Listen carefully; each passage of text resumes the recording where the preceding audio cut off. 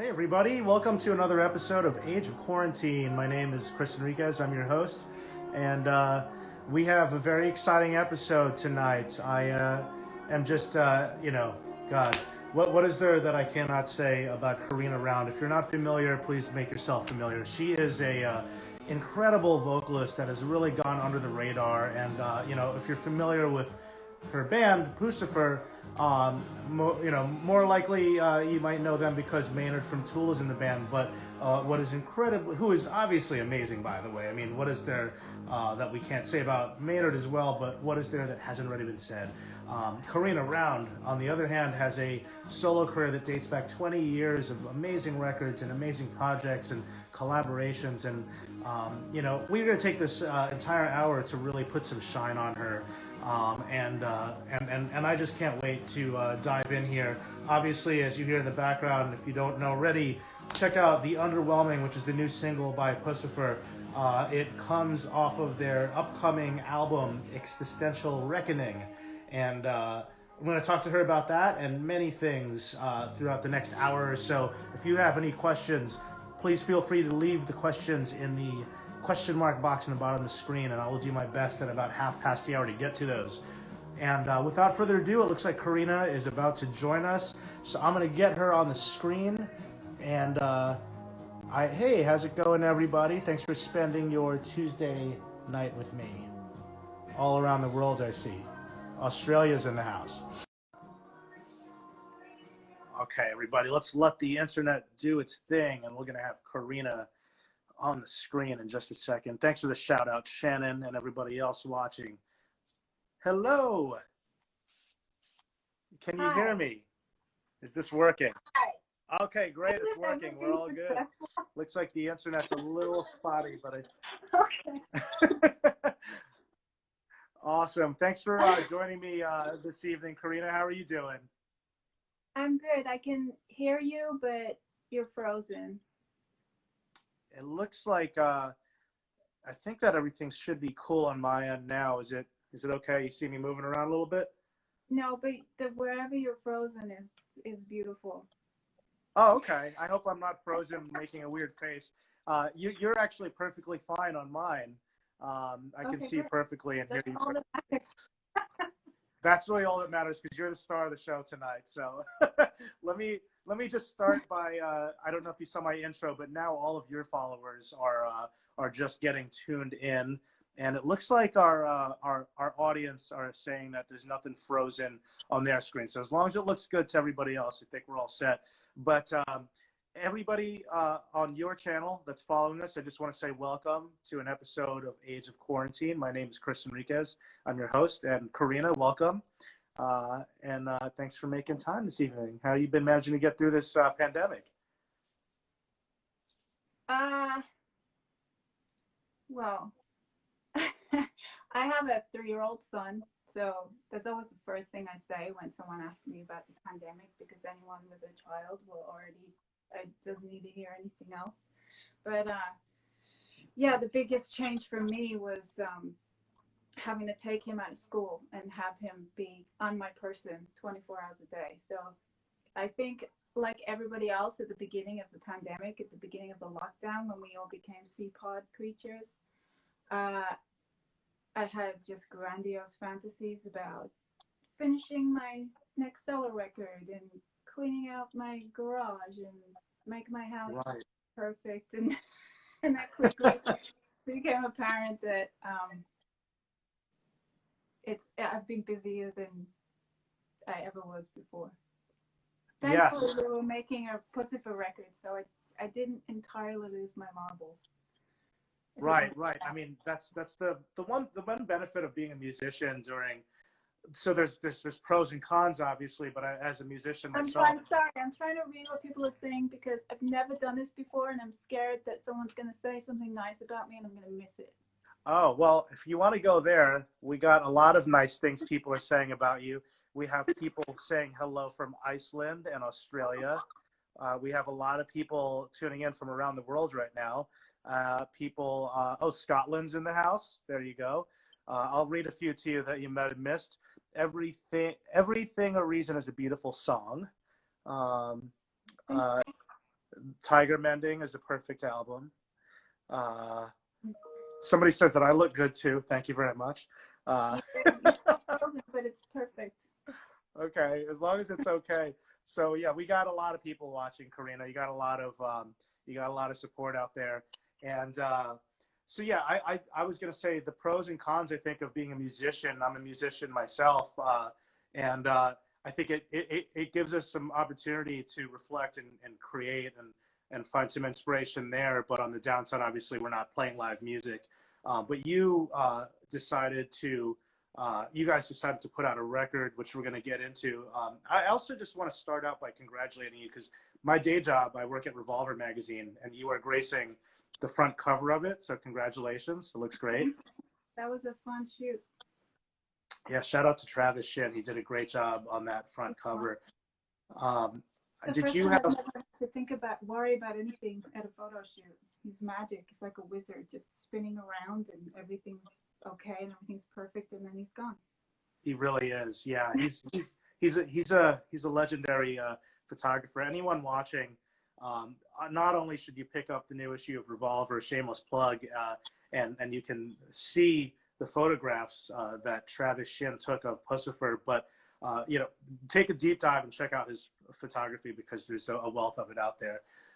But Carina, did you have a lot of things scheduled this year between touring and on other gigs that were affected greatly? Maybe you could talk about that a little bit, and then we'll talk about the live stream that we want to promote. Yeah, I mean, we actually had, I think the release initially was slated for February of next year because there's a lot of Tool stuff supposed to be happening this year, and Right. And then just a world tour, and just like everyone else, we got fucked with that. But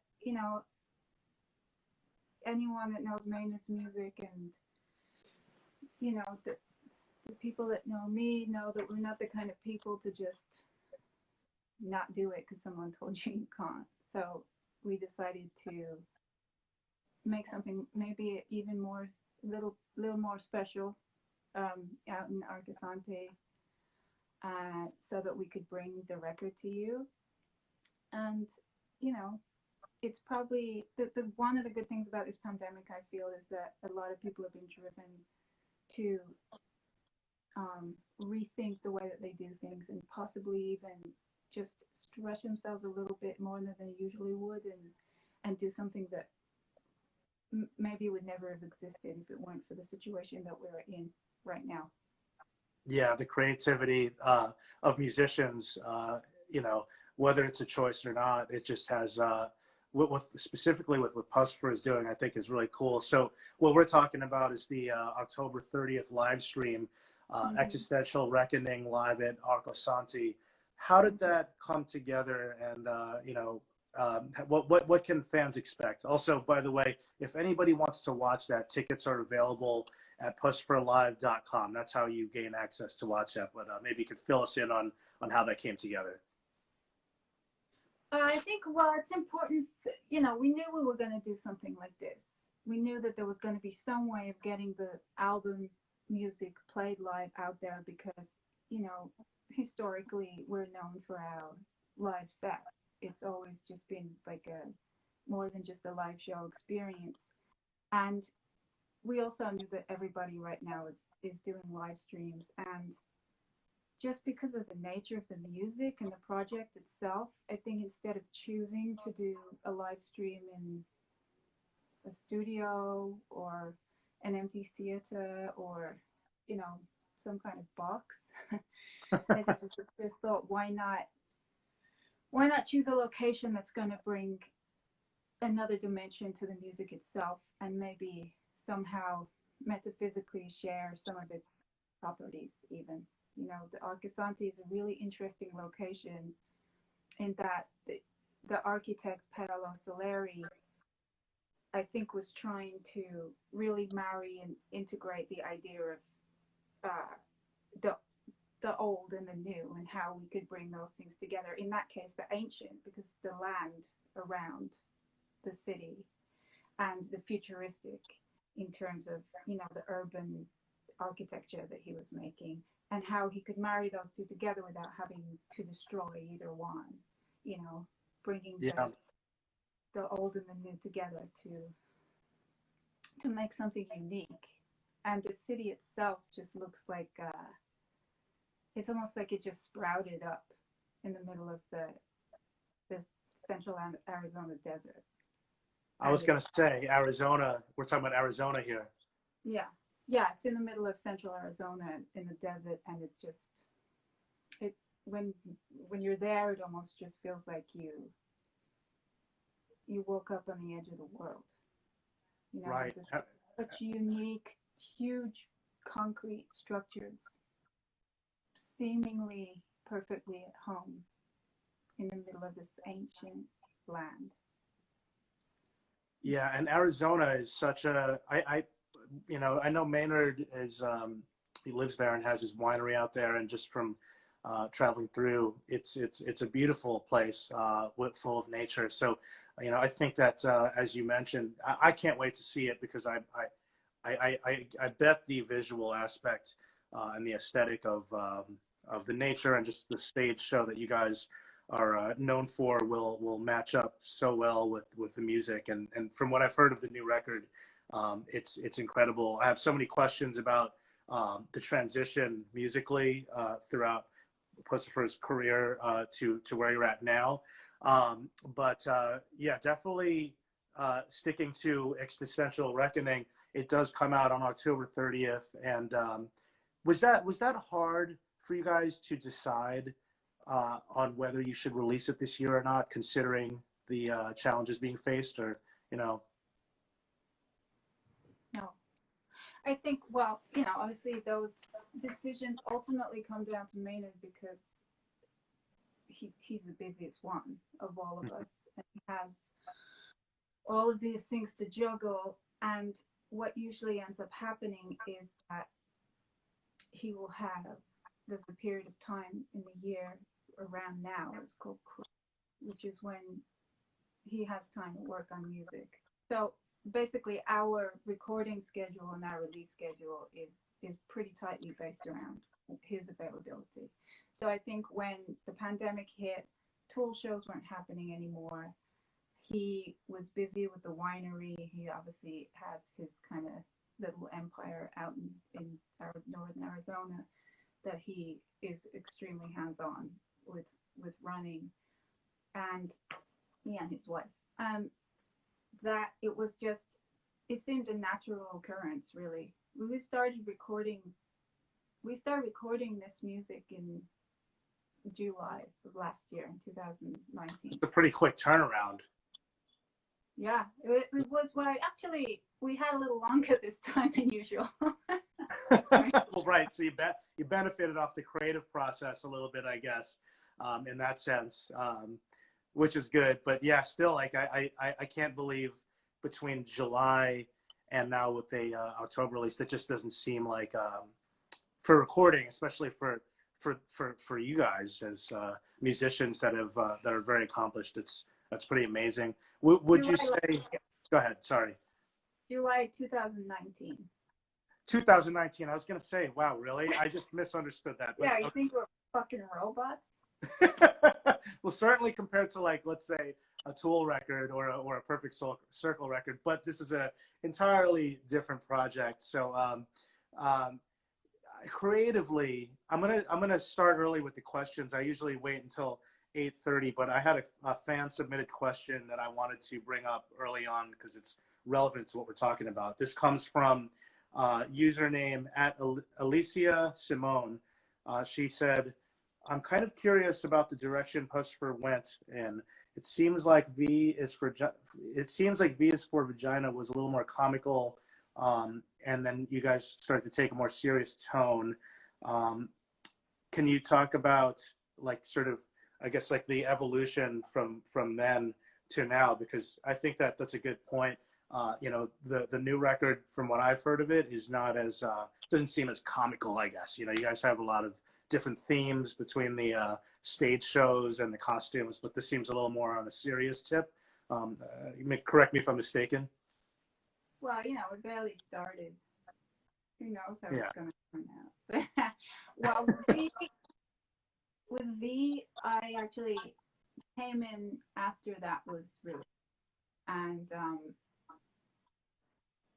so I had nothing to do with that. But when I was listening to it to make the decision as to whether I wanted to be in the band, it wasn't the comedy essence that that stood out to me primarily. It was really just the darkness and the drive, and his voice is Oh always yeah. stunning. What he does with it, I felt like, having known Perfect Circle and Tool, I felt like he was going outside of his comfort zone somewhat compared to what I had heard of him, and I appreciated that, as particularly so far into his career, that he was trying to do something new and different, and the fearlessness involved in that kind of thing, especially when you're established, because you know a lot of times people are just fighting to stay relevant, and in doing that are trying to recreate exactly what they did that made them successful. He's just not doing that at all. He's just constantly trying to grow and create as an artist and as a person. And I kind of just sensed that when I heard the stuff. Um, so in terms of that record, I can't speak to it. But then I became involved in the next EP, Humbling, that had Humbling River on, and that was basically my audition, was that song. And Wow.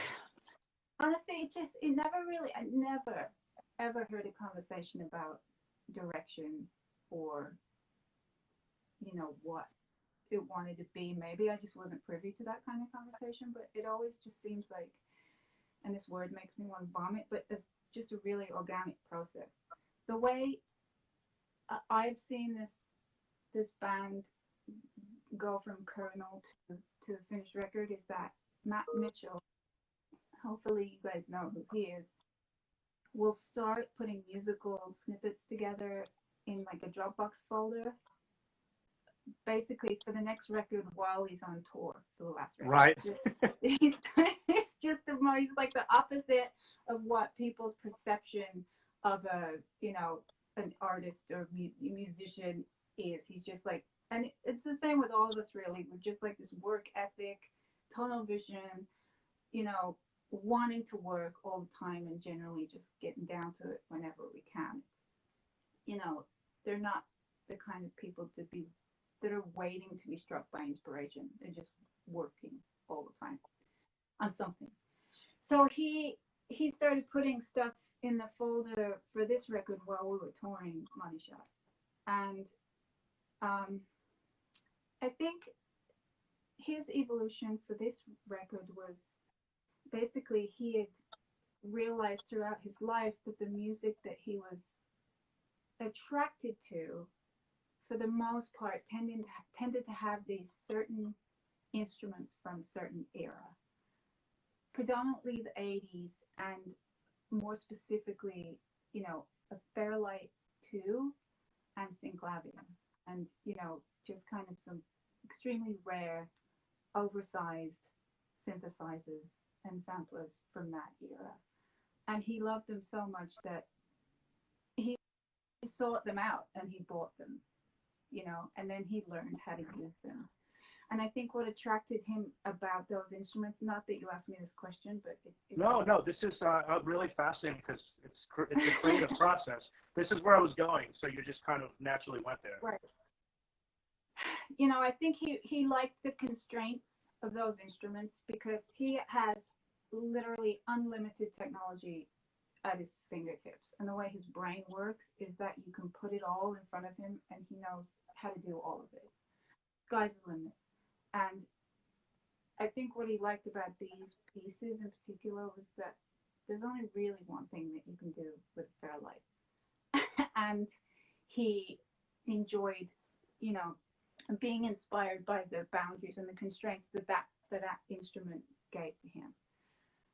So anyway, that's what shaped the beginning of the sound of the record, which is ultimately, I think, what is the root that inspires everything that comes after it. Um, that's that's the bed that this in which the seeds are planted for the rest of the record. And you know what happens is when Maynard has time, he then listens to those songs and gets inspired by them, whether it be like a character or whatever lyrics come to him based on the sounds and the stories that come to him are inspired by this soundscape.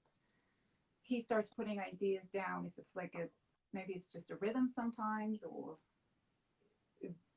maybe it's a whole lyric with melody, etc. And then he gives that to me, and I work on my thing, and then it goes back to him or to Matt, and essentially we just the rest of the record is developed by just an echo chamber of that, like ricocheting, until it becomes clear that it's in bloom. That you're finished. You have a good song to kind of add to the mix there. That's actually you talked about a lot of stuff right now that for the most glaring thing to me that makes me a fan of everything Maynard does, and I try to shy away from referencing him as much because I know that it's a sum of all parts. All of you are such accomplished musicians, and I do feel that gets overshadowed a bit, which is why I want to get into your solo career. But which obviously we have a lot of people here very excited to hear about that. I'm seeing the questions and comments. I tried to sign in on Puscifer Instagram, but then my phone was like, fuck you, and I ended up on my own Instagram. All my fans are here instead of Puscifer fans. But that's all right. I haven't seen you all in so long. We're relying on technology and virtual reality to get ourselves out there. So we face these challenges as well. But I just like when you talk about Maynard not reinventing himself in ways to sort of capitalize off of what made him known in the first place. That for me particularly, I mean, I'm a huge music fan, but music that is artistic and challenging, and all of his projects. And also, I'm going to compare him to someone like David Bowie, or even like I could go all over the place here, Mike Patton. People that just do stuff that is musical and not necessarily a one-trick pony, but works. That's my favorite part of Puscifer. To me, is representative of that. I feel like it's a trip. It really is. And I like dark music, and for me, it just speaks to me. So the creative process is incredibly fascinating. Obviously, you just talked about how you collaborate musically, and also in terms of like melodies and stuff, vocally when it comes to lyrics. How much collaboration is there between you and Maynard? How much collaboration? In terms of the lyrics, lyric writing. Oh, no. He writes all the lyrics. Okay. There'll be times when like a vocal part could arguably become like be dum dum dum. Something will happen and it will just. But for the most part, the story, everything lyrically is him. Yeah. I was seeing some people were wondering that also, and that was a question that I just wanted to ask. Now, so the talking about how artistic the band is, it's not just music, it's the live show, which we talked about a little bit. It's very theatric. The concepts that go into the costumes, and again, very David Bowie, if you ask me. Not like David Bowie had his own thing, but just the idea of sort of like the Ziggy Stardust thing, and then one day it could be something else. I love the Luchadores vibe. How do you guys end up coming up with these concepts? How do they come into life? Well, I think, like you said, with the recreating and doing stuff that isn't easy to you, it's just like the kind of person that he is. For instance, or the, the artistic temperament is that I think for the most part, if something is not difficult or pushing, there's got to be some prick to push back against in order to feel alive and creative and like you're doing something real. Like, for instance, the way he lives in Arizona, which he has stated so many times that is like a hostile environment to live in and to work in, but also is very inspiring to him. And I just think like I think it just feels like he has to be doing something different to feel like he's inspired or alive. And I mean, that's certainly what I feel like whenever I'm working on this in this band. I just feel like I never know what the fuck is going to happen, even if I kind of have an idea of what's going on. And there's also, that freedom created within the group of people that are working together that it's just anything could happen, Right. and it's okay because there's just like there's this trust within the group of like, yeah, just fucking throw the idea out there because as ridiculous as it might feel or sound, it might end up getting used. But in terms of the specific the live show, I think that's mostly just ideas being thrown between Matt and Maynard. Like I say, the music spawns the general direction and inspires the ideas and the story, and you know Matt's technical know-how and genius just makes it happen in the Oh most yeah, it's a great happiest live way show. every time. Yeah, sometimes it's unexpected too, because like, a lot of bands you can almost assume what a live show is going to be like, and there's something really exciting about what you all present to us when you're out on the road. So that's a sad thing about not being able to go out and experience it in person, but also an exciting thing to be stuck in our houses on October 30th when we get to tune in and watch the live stream. I got to give a shout out. I should have mentioned this earlier, but Gunnar Olsen is a very old friend of mine. Oh yeah, he's great.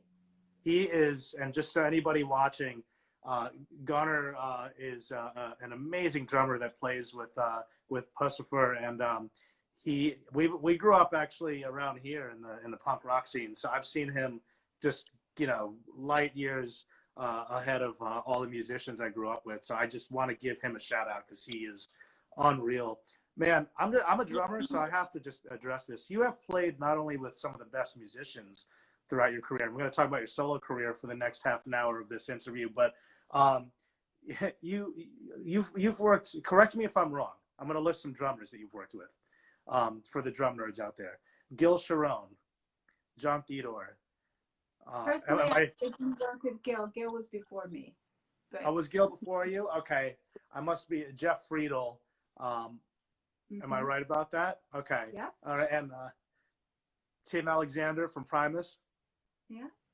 Yeah. I mean, Jesus Christ. These are, you have a really exciting career. I think that everyone watching knows that already because these are your fans. But when I read that list and I wasn't aware of it, I was just like, Jesus Christ. You couldn't get a better cast of drummers to work with. It must be intimidating to work with you as a drummer at this point, knowing who you've been with.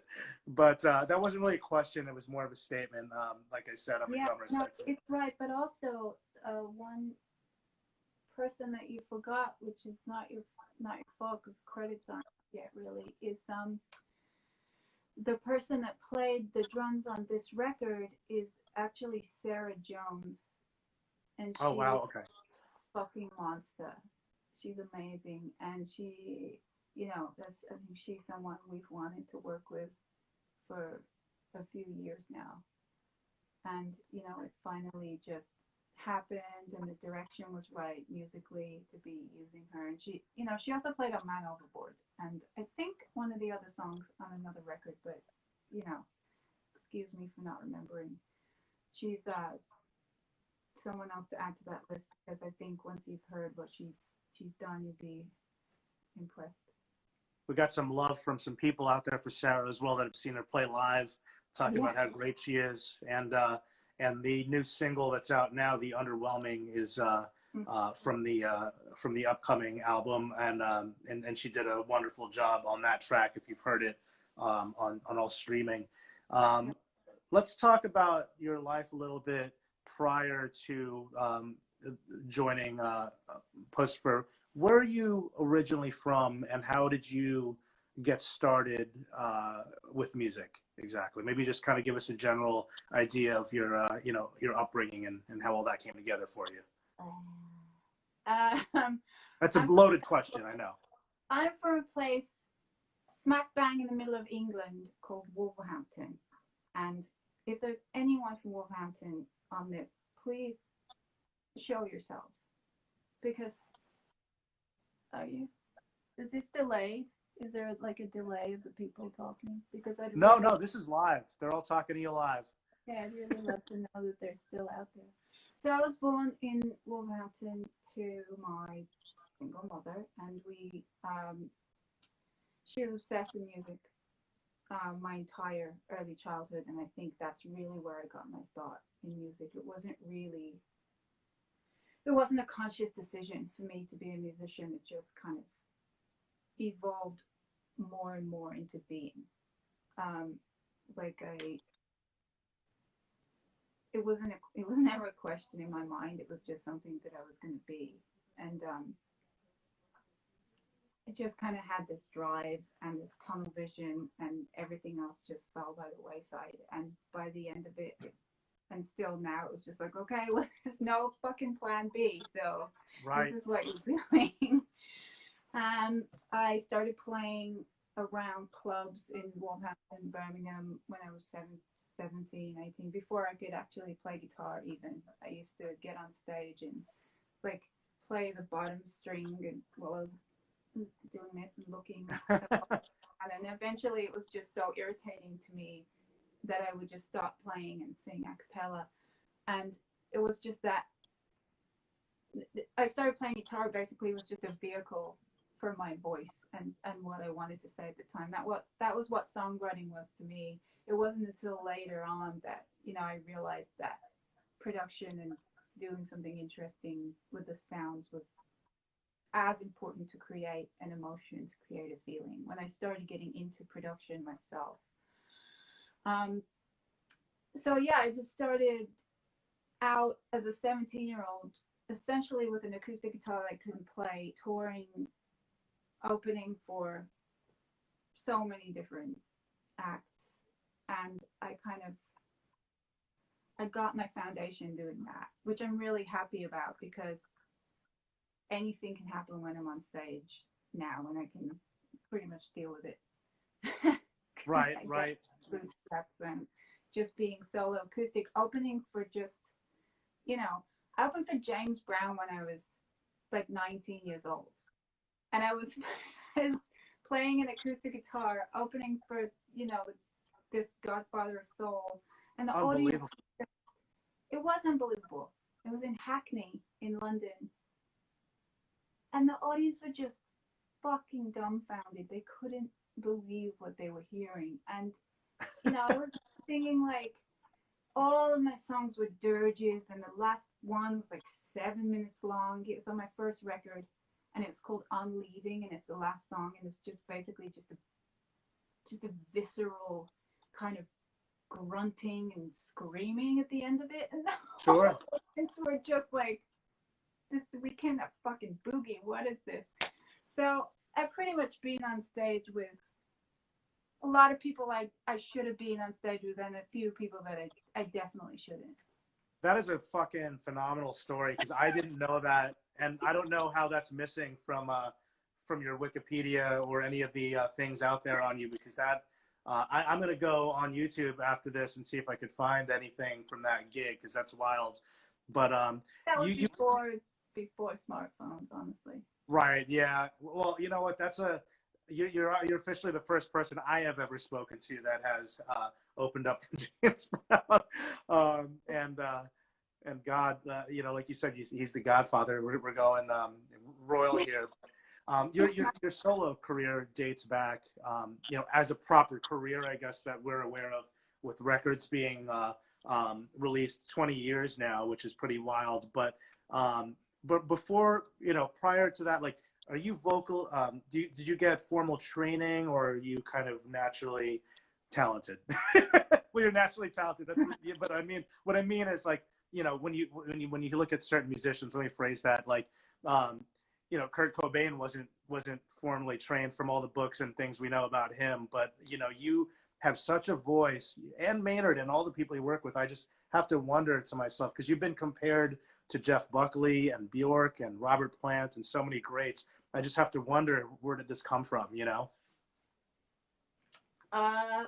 Again, it was more like just a persistence of my ego telling me I could do this.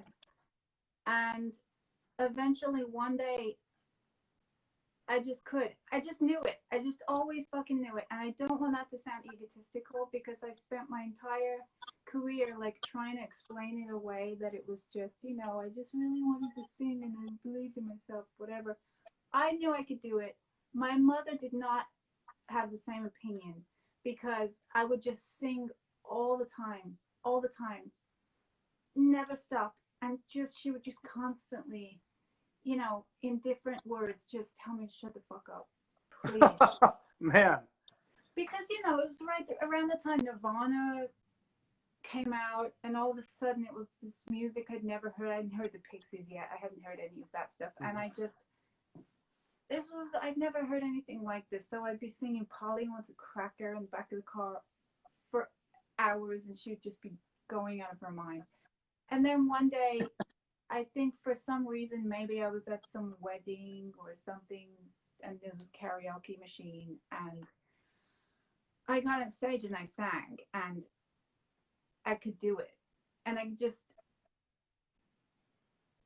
just do it. And I never had formal training, and I should have. When Wow. I realized that I could do that, I mean, obviously it wasn't Beyonce or anything, but I had this kind of power in my voice that, I just had this sensibility that I had that feeling. It was my body. It's like physiological when you sing. And it was just something that I could feel. And I'd never experienced a release like it. Right. And it was just immediately,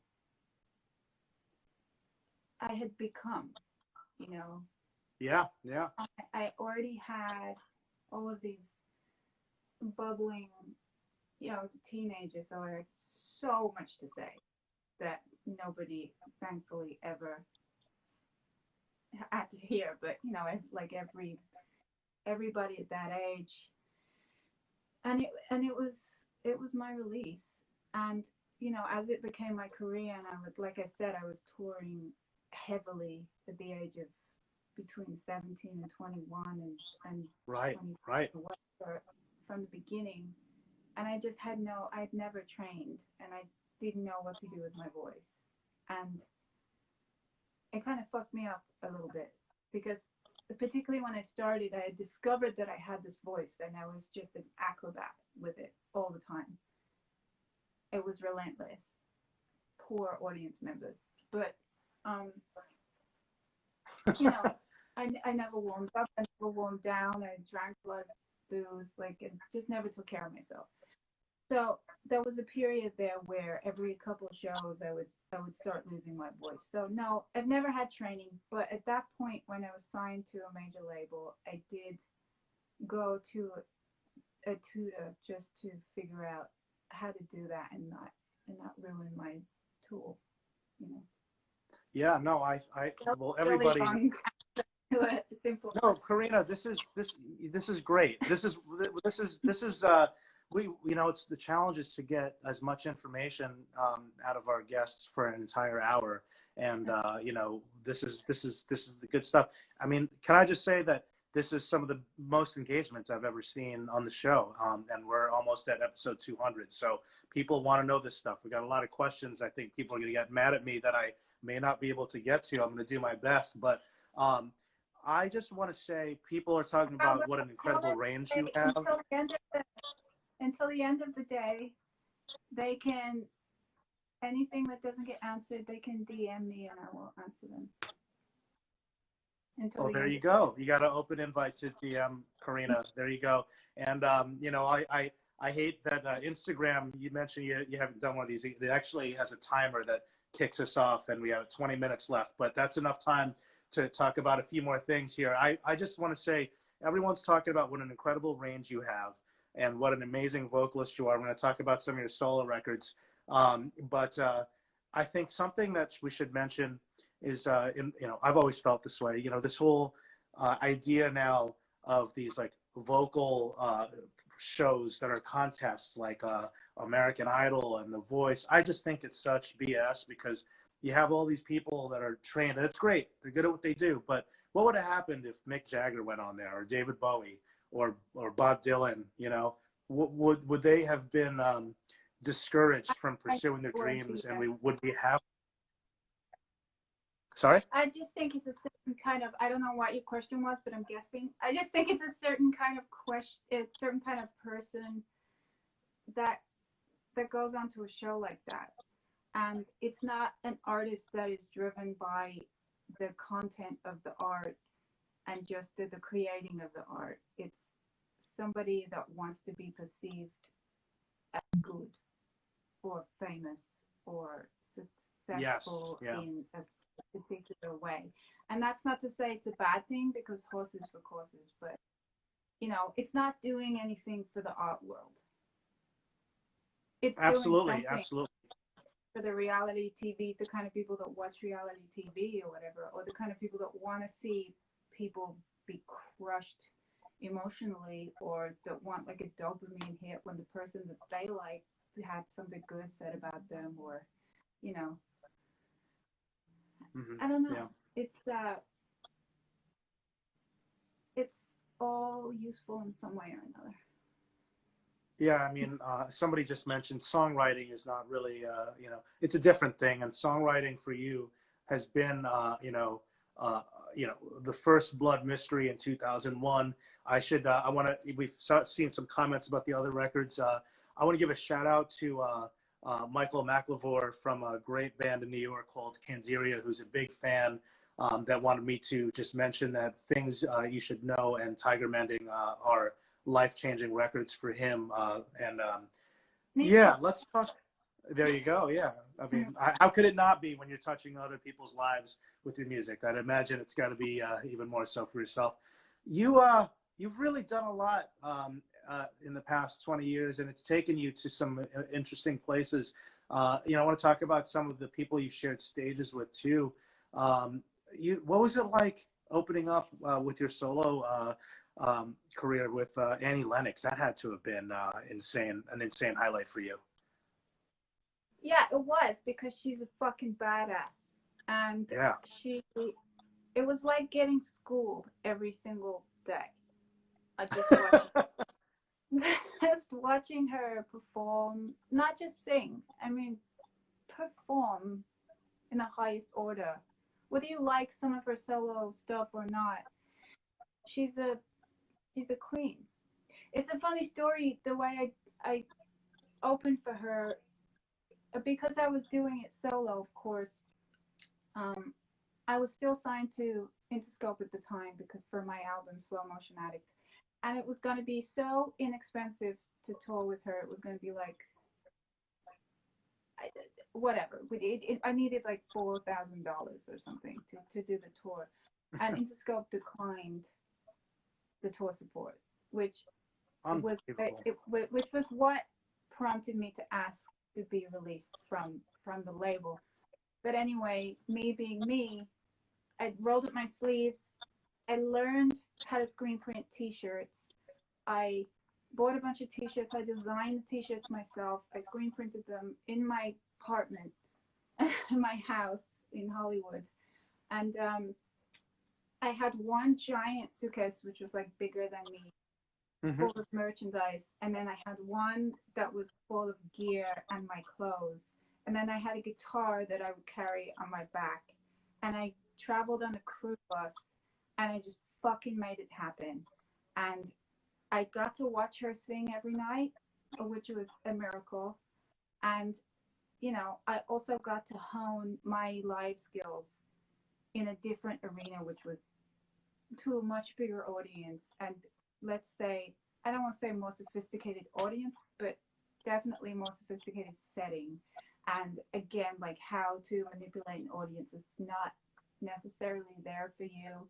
I might not want to hear, you know, Into My Blood when they're waiting to hear the piano version of Sweet Dreams, you know? Oh So yeah, yeah. that was a really, really interesting tour. And, you know, just magical to hear her sing.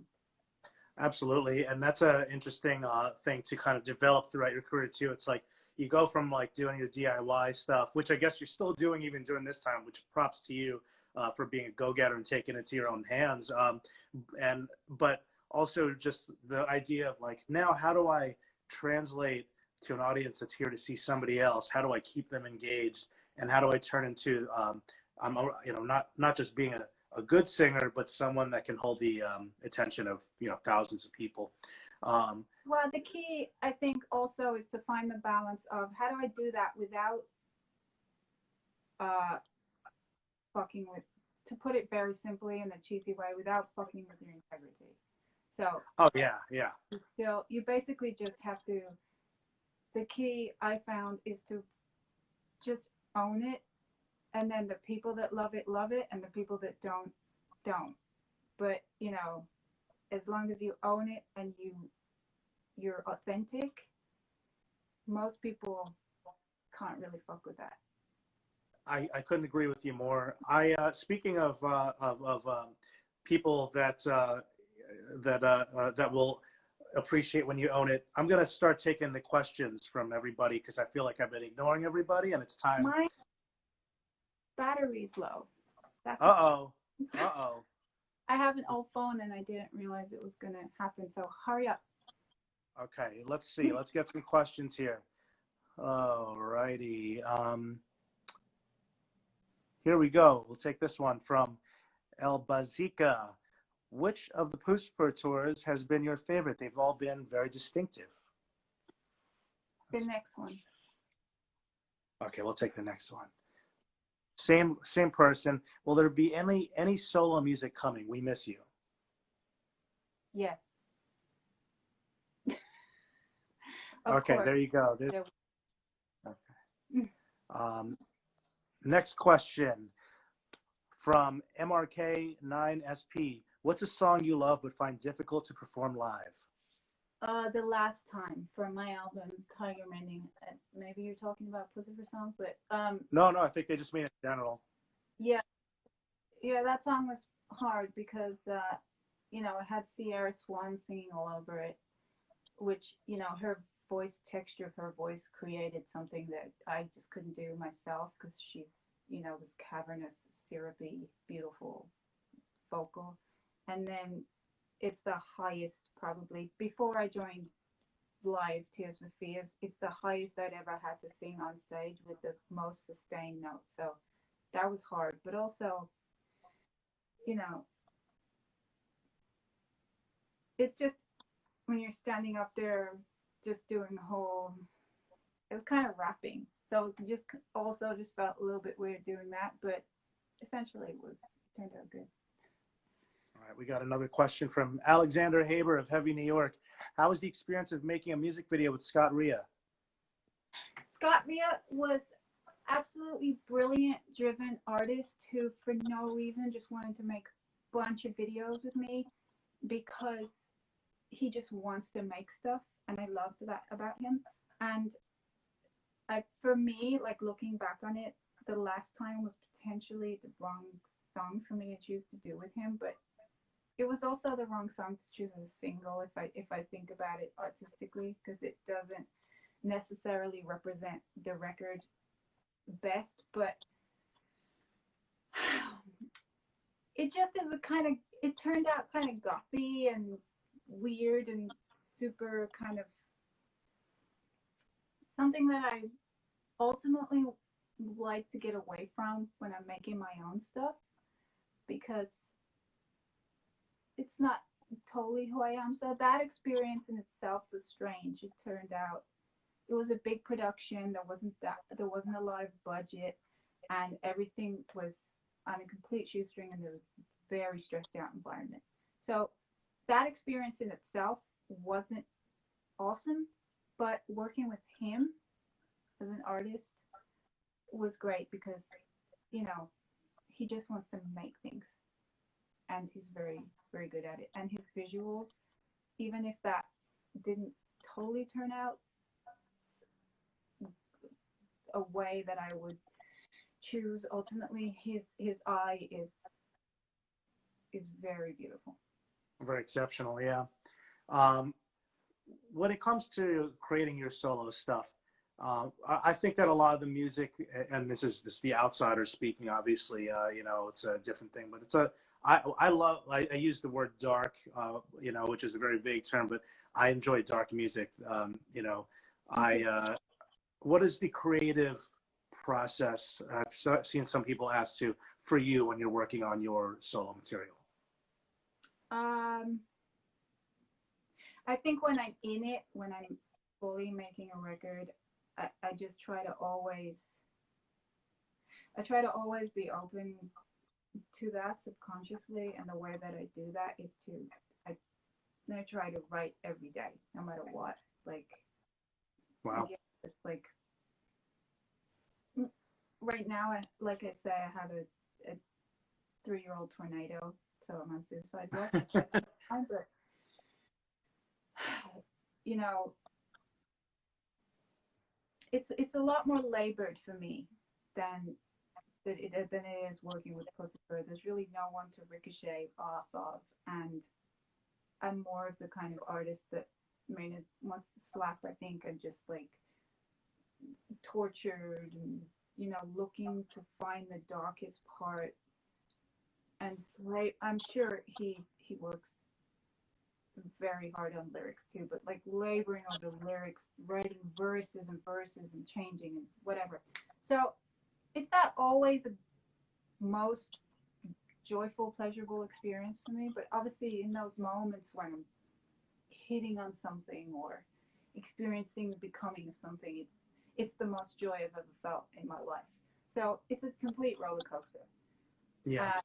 But I think ultimately those moments of joy are what I live for. So overall, the writing experience is Absolutely.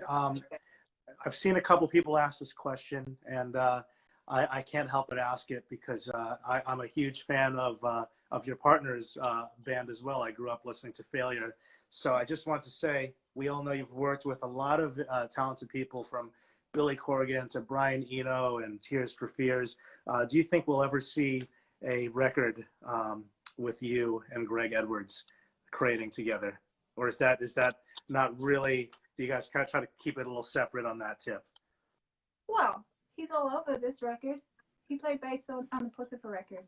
I meant more like on a solo, like, you know, not with other groups, but, you know. Oh, yeah. I mean, I don't see why not. I think when I'm deep into making this record, it would just be a natural progression to ask him to be a part of it. I mean, it's like I live with an incredible artist and musician. I'd be Oh my God, understatement. Yeah. not to be a part of it. And, you know, I would hope that he feels the same, if not similar, about me. So why would he say no? Sure. Yeah. It's man, both of you guys are brilliant. So what a power couple. And I had to ask that. We're coming to a close. Sorry. Go ahead. I'm not averse to it. Awesome. I love that. We didn't talk too much about Early Winters, which is another project that you've been involved with. I don't know if you're still active with that group, but maybe you could talk a little bit about that for folks that may not be familiar. That was something that I was doing with my husband at the time, who's now my ex-husband, and our friends, dear friends, Zach Ray and Justin Rutledge, who is a singer-songwriter in his own right in Canada. And I think for me, personally, it was just a kind of outlet melodically and lyrically for a way of writing that I wasn't comfortable using in my solo music. Yeah. And it was also, I think at that time, I just wanted to be part. It felt compared to my solo stuff, it felt like being around a campfire with friends and making music. And that's kind of what I needed that. And it was very loving and very, the energy was warm and we all just had our thing and brought our thing to it. And, you know, it just kind of naturally was what it was. No one was like pushing the envelope of what they're capable of and just doing all of that stuff. It was just like, that's very beautiful. That's what this person brings. That's what you do. And that synergy or alchemy is what turned out to be the music. And I think we got better. I think the last record we made was beautiful. Really proud of it. But it was the last record because Yeah, I don't. Right. We basically got divorced, all of us. Yeah. No. I don't know. I'll never say no never. more.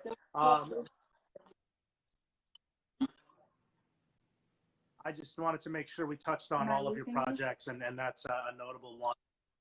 I think you did for a second, but I think you're back. Are you there? Can you see and hear me? Yes. Oh, hello. Okay, You're good. Still frozen in the same Well, spot. That's so funny. Have I been frozen in the same spot for an entire hour? Yeah. Okay. And now you sound like a robot too. Yes, so I think I it's just. going down.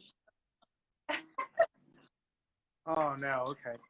Well, look, we're coming to a close, and I just want to say that we're excited that you will have solo music for us to enjoy at some point down the line, because I know a lot of people here in the comments are talking about your solo material, and it's it'll be really exciting to hear some new music for you. But in the meantime, we have new Puscifer coming. What you're saying is you're excited to hear the solo stuff, but I can't really tell what you're saying because you sound like you're talking through a guitar. Oh no. Yeah, I think that maybe the internet is fucking with us a little bit. Is this better? Can you hear me? Yes. This is better? Okay. I was just saying, I know say, everybody wants before it ends, this has been really fun. And I've been so happy to be here. And thank you for everyone for saying in the comments and for being so active. And thanks to you for being, so well informed and a good interviewer. And I've really enjoyed being away from my child for an hour. That means a lot that you made the time for us, and I thank you. And want everyone to know, as this comes to a close, if you missed the beginning and you want to watch the whole thing, the entire episode is going to be available on the St. Vitus Bar Instagram as soon as we are done, and it will be on my YouTube channel. If you just look up Christopher Enriquez on YouTube, you'll see this episode up. But thank you so much as well. Failure is not the only band that Greg is in. He's also in a band called, in England we say, Autolux, which are... Oh, Autolux is fantastic. I love Autolux, yeah. Autolux, man. I've been a long-time fan of his for forever, so I can geek out about his music. I'm going to have to get him on the show. We had Ken Andrews on the show. We got to get Greg on the show. But yes, Carina, let's make sure that everyone knows. It's October 30th. Everybody go to pusciferlive.com and buy your tickets so you can watch the live stream of Existential Reckoning live at Arco Santi and pick up the record. And again, thank you so much. Are there any last or final words you want to mention before we say goodbye? Yeah, I can say this because I didn't really have much to do with the visuals for Arco Santi show, but it's gonna be fucking spectacular. And happy Halloween. Happy Halloween to you too, and stay safe out there. And we look forward to when you do get to travel again, so we can come see you in person. And Me send our too. best to Greg and your family. I will. I will. Thank you. Okay, great. Thank you. Take care, everybody. Thanks for watching.